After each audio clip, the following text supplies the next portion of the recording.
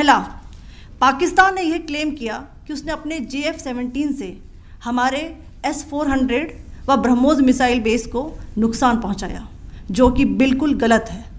दूसरा, उसका ये भी मिस इन्फॉर्मेशन कैंपेन था कि हमारी एयरफील्ड्स जो कि सिरसा, जम्मू, पठानकोट, बठिंडा, नलिया और भुज में हैं, ये उसका मिस इन्फॉर्मेशन भी बहुत गलत है।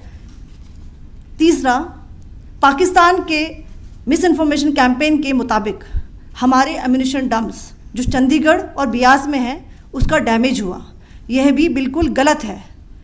हमने आपको मॉर्निंग ब्रीफिंग में बताया था विथ फैक्ट्स एंड फिगर के साथ कि ये सारी चीज़ें बिल्कुल सही सलामत हैं। अब मैं आपको बताना चाहती हूँ कि पाकिस्तान के एक प्रेस कॉन्फ्रेंस में ये बात की गई थी कि उनके सीनियर मिलिट्री ऑफिसर्स जो कि पूरी तरह से ये भ्रामक हैं और तथ्यों से दूर हैं कि पाकिस्तान की ओर से ये झूठा आरोप भी लगाया जा रहा है कि भारतीय सेना ने मस्जिदों को नुकसान पहुंचाया।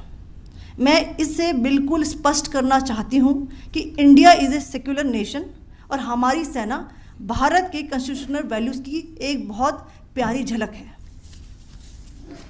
इंडियन आर्म्ड फोर्सेस ने पाकिस्तान को बहुत भारी नुकसान पहुंचाया, उनके मिलिट्री इंफ्रास्ट्रक्चर्स को, चाहे वो लैंड एसेट्स हों या फिर उनके एयर एसेट्स।